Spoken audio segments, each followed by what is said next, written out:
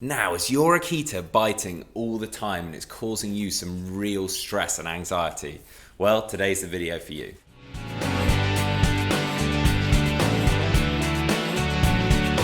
Welcome back to the Fenrir Akita Show. My name's Joe and I'm a certified canine leader here at FenrirCanineLeaders.com. We are dedicated to helping you learn everything you could possibly want to know about the beautiful Akita, and then how to become a high-level canine leader so you can raise your very own Akita. So if you're new here, don't forget to subscribe and turn on that notification bell so you never miss a future upload. Now, is your Akita biting all the time? This is a serious issue that you need to solve quickly. So today we're going to be tuning into a webinar that CEO and founder of FenrirCanineLeaders.com, Will, has recorded all about dogs that won't stop biting and how to deal with that. So over to you, Will. So here we are with another quick breakdown webinar of what is by far and away the most common puppy behaviour problem that, as a canine behaviourist myself, and I know that all other canine behaviourists in the world do receive requests for help with when it comes to puppies in particular, and that is puppy biting. Puppy biting is incredibly common, happens with every single puppy in the world, but it doesn't stop it being incredibly frustrating, and a lot of owners, especially first-time owners, absolutely pull their hair out of that. So what we want to do in this webinar is teach you, either if you're wanting to get into this as a profession, to give you the quick-fire kind of overarching concepts of being able to help your clients, and then if you're watching this as an owner and you want to become a higher level canine owner and canine leader for your dog, then we're going to give you the process that I would go through as a canine behaviorist, helping my clients with these very, very, very common problem. But it doesn't stop it being frustrating, and I am going to help you get over it, I promise. Now, I know we just quickly touched on it, but I really think it's important that we start here when it comes to puppy biting, and that is being able to have patience with an owner, especially if you're coming at this from a professional standpoint of understanding that even though if you've gone through this countless times like I have, and it might seem like a very straightforward process for you and not a big deal, it doesn't stop it being an incredibly big deal to an owner, especially a first-time owner. So if you're watching this from an owner's perspective, the flip side there is also true of understand that from my perspective as a canine behaviourist that's gone through this process countless times with people, that I understand that even though we have a very kind of play-by-play structure to be able to help you get over this, and we know that it's extremely common, doesn't mean that it's any less difficult for you as an owner, and we're going to help you be able to overcome that. And I hope that you can listen to that and understand, first and foremost, to be able to relax, breathe, and understand, okay, I'm not alone here. I don't have an aggressive dog that I need to be concerned about. My dog isn't going to grow up to be an absolute savage and I need to be worried. This is very common. This is frustrating, and you're not the only one to be frustrated, but there is things that we can do with a little bit of consistency, patience, and calm, consistent leadership to be able to get past this. Hey guys, very quickly, I just wanted to ask, are you following us over on Instagram? If you're not, there's two accounts I would love for you to check out. The first one is our brand account, at Fenrir Canine Leaders, where you can see more about our industry-leading products that we create. If you're interested in following me personally, that's at I am Will Atherton, where you can see behind the scenes of me working with some of the most extreme behaviour cases in the world and what it takes to run these kind of YouTube channels. And maybe if you just want to be able to come over and chat with me, that's the place for you. So there'll be links down in the description box for both of our Instagram pages. I'd love for you to come and check them out, and hopefully we'll chat over there.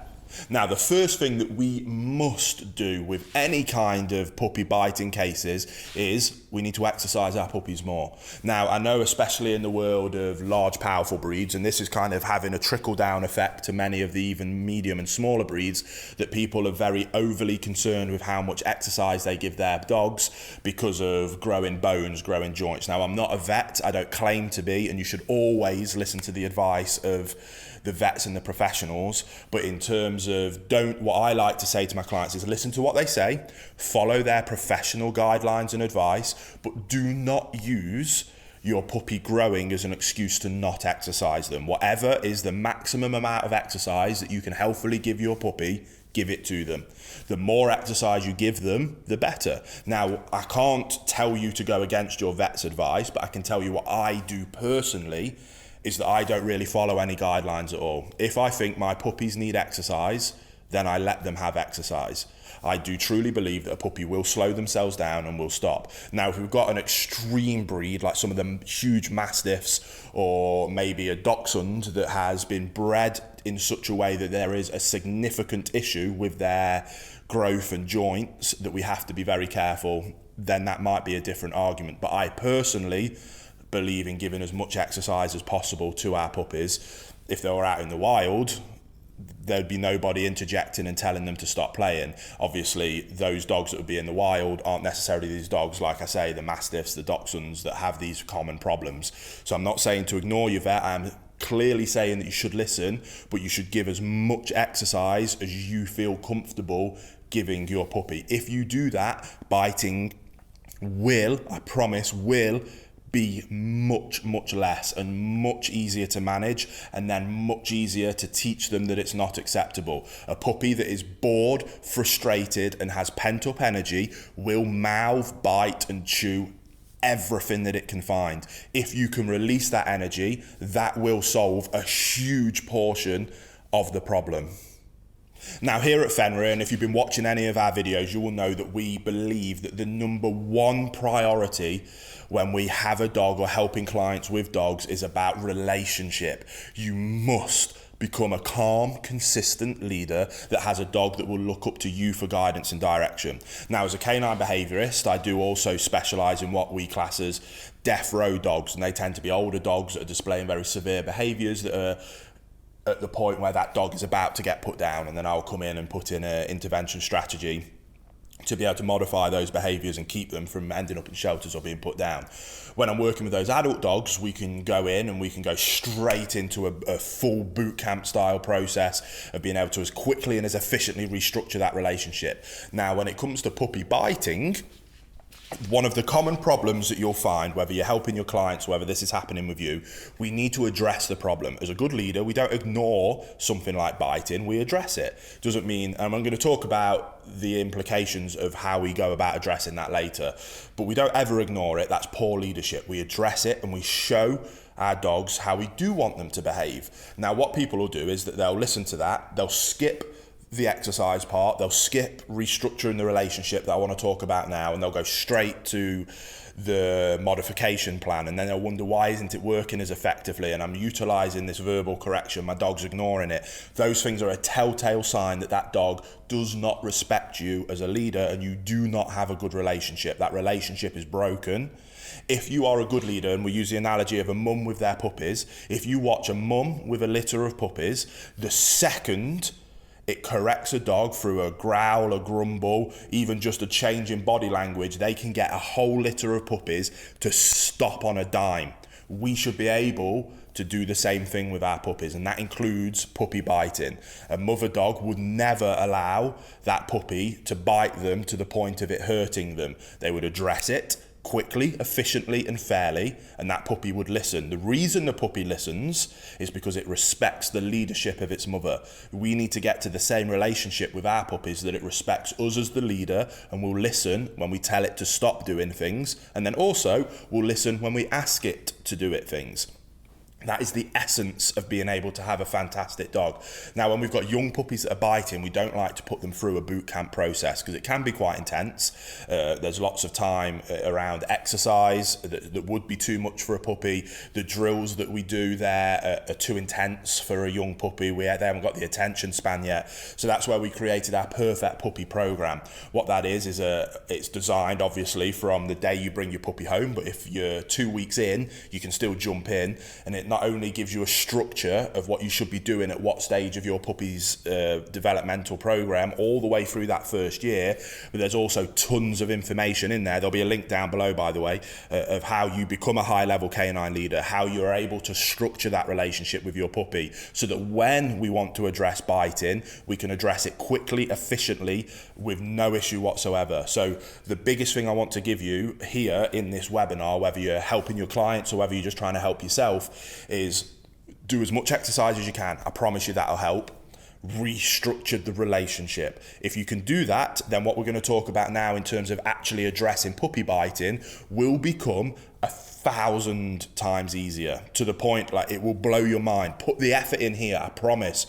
focus on this bit. I know you want me to get on to talking about how to address biting, and we're going to now, but before I move on, please heed my warning of going through this thousands of times, that this bit will not be anywhere near as effective if you don't restructure and address the relationship. If you've got an older dog, 3, 4, 5 months, you can look at doing a boot camp and abbreviating it and making it applicable for your puppy. I've done it with puppies myself. If you go back to when I had my Connie Corso puppy, when she was 4 months, we put her through an abbreviated version of the boot camp process. It was after Christmas, routine had fallen out a little bit, and we wanted to go, you know what, let's get into it. Let's do a really structured discipline, and we used the boot camp to help us do that to huge levels of success.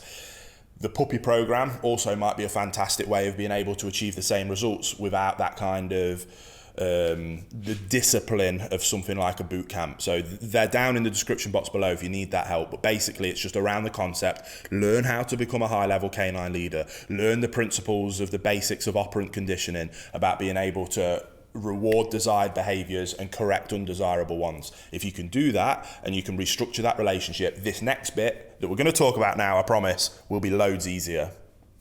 So now we move on to correcting the behavior. Like I say, you've done the work, you've done the hard bit now, this bit now becomes the easy bit. If you skip that, this bit is really difficult. But you've not done that, you've listened to me, so this bit is now going to be really easy. To fix puppy biting, we need 100% of implementation and consistency of rules, boundaries and expectations. So coming away from this video, you are going to make a decision with you and everybody else in the household, or you're going to be able to pass this message on to your clients, that puppy biting is now, from this moment, 100% unacceptable. And we are not going to ignore it, because that's not what a good leader does. We are going to address it and correct it every single time with 100% consistency. Now, does that mean that the first time you do it, it's going to work? No. It's not the case with humans. It certainly isn't the case with dogs. That is why consistency is so important. But what you're going to do is you're going to implement this 100% of the times that puppy biting is displayed. Now, like I say, if you've exercised more, the biting won't happen as much. But either way, puppies are going to bite. There's no way that you can avoid it. We just need to be able to address it and teach them what they should do instead. So we go in with a correction. The second your puppy bites you, you are going to go from fun, happy, playing, lovely, whatever it is that you were down on the floor where you're with them that they could actually bite you or nip you. We're going to go from that fun, loving, caring person that you want to be with your dog, and we're going to instantly go chest up, shoulders back, leadership, body language, and we're going to very quickly, with impeccable timing, every single time, we're going to go in with a very stern verbal correction. I personally like to use an ah. So bite goes on, so hey, who's a good boy, who's a good boy, and the puppy goes to bite, and I go from who's a good boy to ah. That switch happens instantly. You go from fun, loving will to leader will, pack it in, stop doing what you're doing right now. And we're going to be able to, and the more, and this is why it's so important that you put the effort into that leadership. If you have that relationship and your dog sees you as a leader, you making that change will be more than enough. And that will make them go, whoa, I'm sorry.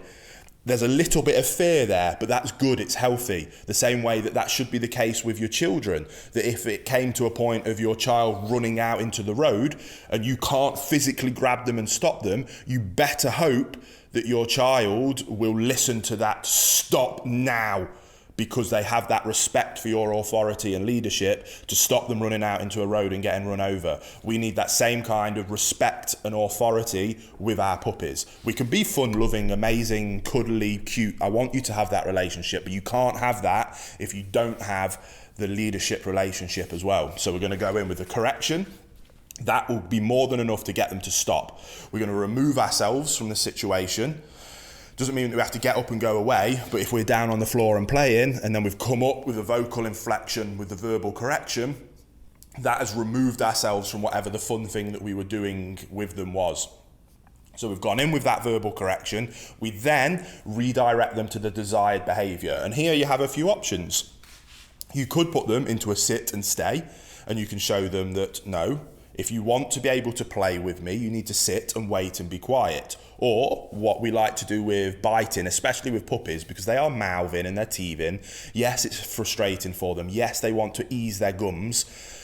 it is easy to, oh, bless him, he's just teething, I'll let him off. But that isn't acceptable. That's not what good leaders do. Instead, we're going to tell them, no, you don't bite people, you don't nip people, even if you're just doing it because your teeth are hurting. That isn't acceptable. However, what is acceptable is you can do it on this thing that I've bought you, this bone, this rope, this toy, this chew. So we're going to keep them around. Biting goes on. We have verbal correction, chest up, vocal inflection. We go to leader very quickly, make the dog understand very clearly. We then redirect them to the desired behavior, which can be utilizing some obedience work, but it can most commonly with biting, redirect them to a appropriate chew toy. And when they're chewing on that appropriate chew toy, we then reinforce, good boy, yes. And we do that over and over and over again with 100% consistency. You will very quickly get to a point where you have a puppy that doesn't chew or bite. Problem solved. What I also want you to do very quickly on top of that is to be able to find times where your dog is chewing, your puppy is chewing appropriate things and is biting and nipping the appropriate things in terms of their toys and chews. Then we're going to reinforce and praise that as well. So we're not going to ignore those times. We're going to let them know, yes, thank you, this is what I want you to be doing. Good boy, good girl, yes. Then if they bite you or something that they shouldn't be biting, verbal correction, redirect to what we do want you to do, reinforce that behavior instead. Undesirable behavior gets corrected with 100% efficiency and consistency. Undesirable behavior comes down. Redirect to the desirable behavior and going out our way to reinforce when they're doing it anyway. That desirable behavior comes up. Over time, we get this, and you'll have that perfect puppy that you've always wanted. So I hope that helps. Go away, implement it, and I promise you'll have a lot of success. There you have it, guys. Some really useful information and tips and tricks that you can start putting into practice with your Akita that won't stop barking. I really hope you enjoyed today's video. If so, get involved in the comments down below, as we would love to hear all about how you're getting on with your Akita. Don't forget to subscribe and turn on that notification bell so you never miss a future upload, as we have 2 dedicated videos coming here every single week. So I can't wait to see you in the next episode of the Fenrir Akita Show.